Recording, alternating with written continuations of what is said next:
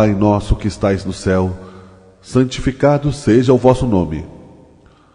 Cremos em vós, Senhor, porque tudo nos revela o vosso poder e a vossa bondade. A harmonia do universo é a prova de uma sabedoria, de uma prudência e de uma previdência que ultrapassam todas as faculdades humanas. O nome de um ser soberanamente grande e sábio está inscrito em todas as obras da criação, desde a relva humilde do menor inseto até os astros que movem no espaço. Por toda parte vemos a prova de uma solicitude paternal. Cego, pois, é aquele que não vos glorifica nas vossas obras, orgulhoso aquele que não vos louva, e ingrato aquele que não vos rende graças. Venha a nós o vosso reino. Senhor, destes aos homens leis plenas de sabedoria que os fariam felizes se eles as observassem.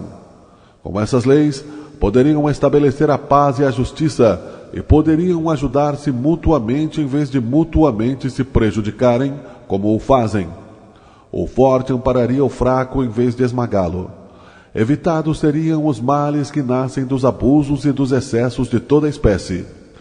Todas as misérias deste mundo decorrem da violação das vossas leis, porque não há uma única infração que não traga suas consequências fatais. Destes ao animal o instinto que lhe traça os limites do necessário, e ele naturalmente se conforma com isso. Mas ao homem, além do instinto, destes a inteligência e a razão.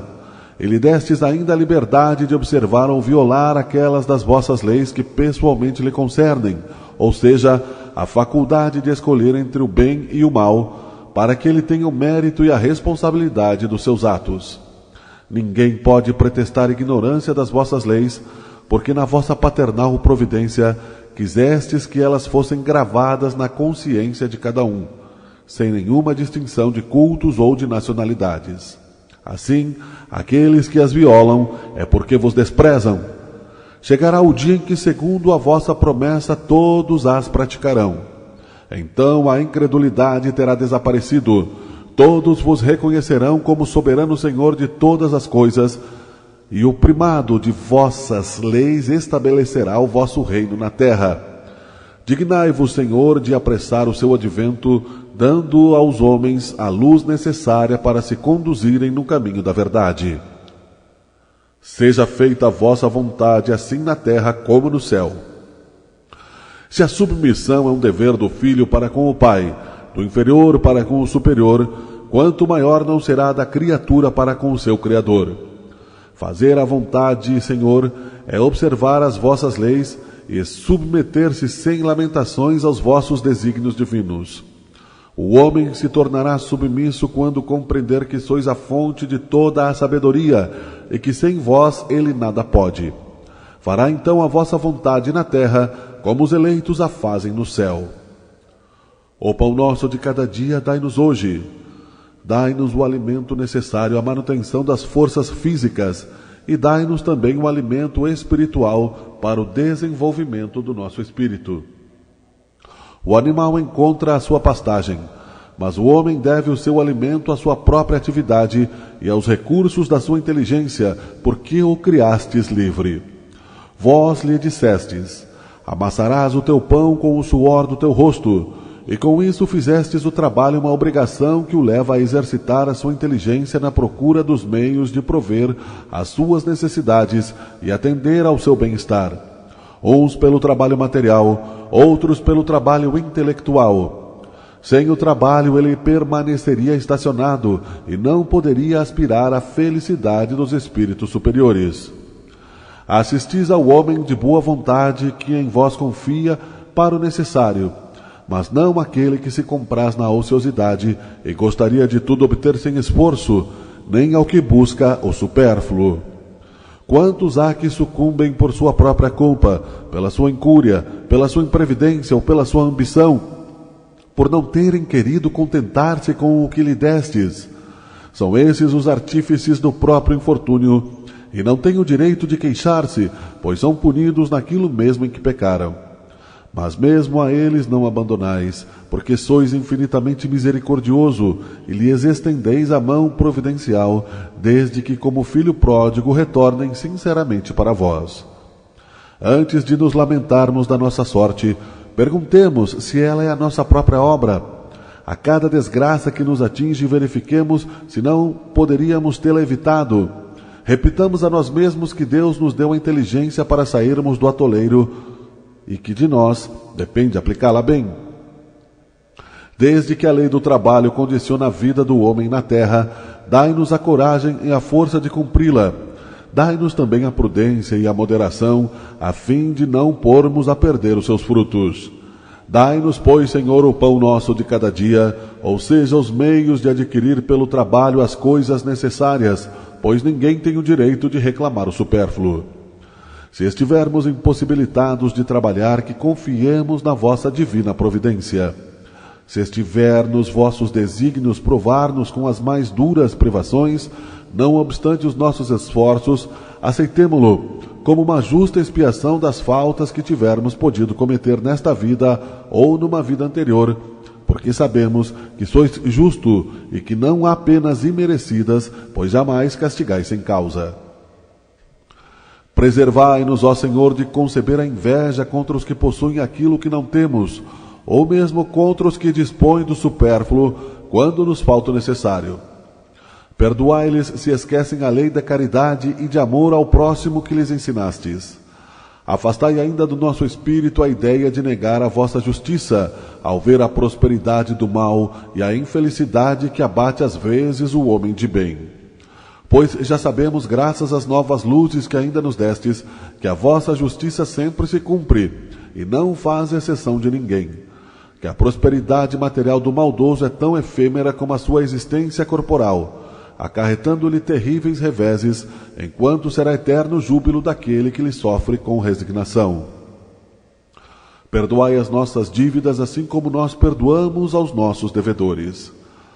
Cada uma das nossas infrações às vossas leis, Senhor, é uma ofensa que vos fazemos e uma dívida contraída que cedo ou tarde teremos de pagar.